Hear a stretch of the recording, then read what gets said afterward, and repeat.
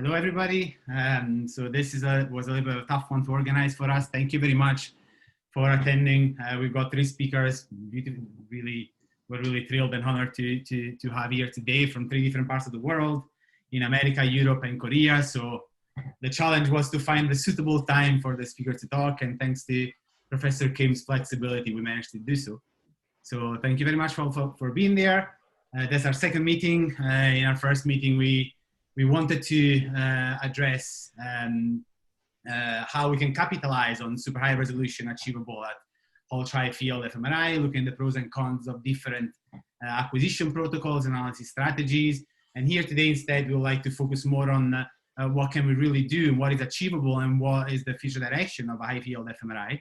And for this perspective, for this to have this debate, we would like to gather opinion from an MR expert, that'd be Professor Luca.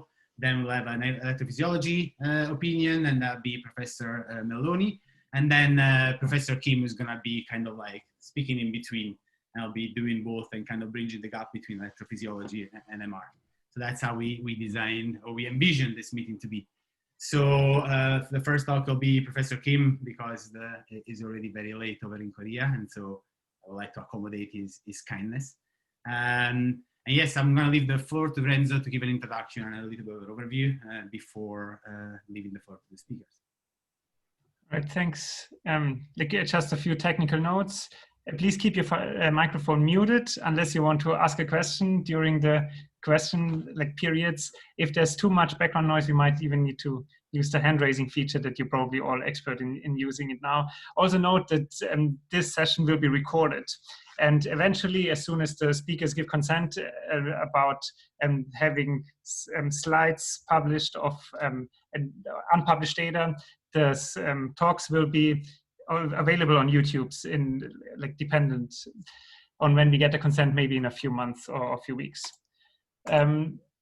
This is the second virtual layer fMRI meeting. The first one we had kind of concatenated altogether about 150 attendees. We put the talks on YouTube. Also for the first meeting, we had about 600 views by now.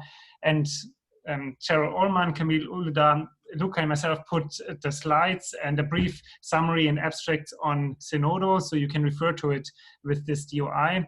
We would also like to do so eventually for the meeting that we're going to have today, because we are working towards having it, having the proceedings peer-reviewed, published in this exciting new neuroimaging publication platform, Aperture, which is also dedicated not only for research papers, but they have these research objects, for example, proceedings that can be peer-reviewed and published there.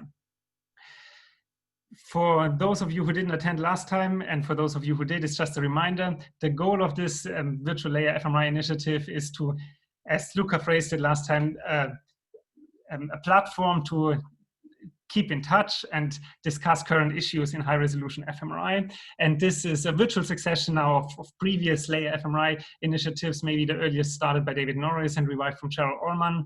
And there, eventually we would like to have in-person meetings again as soon as the travel restrictions will allow us to do so, and so we can actually spend the funds that we collected for ISMRM. And this might be happening as a satellite to the conventional big conferences like Cheryl envisioned it originally, or also as kind of standalone events.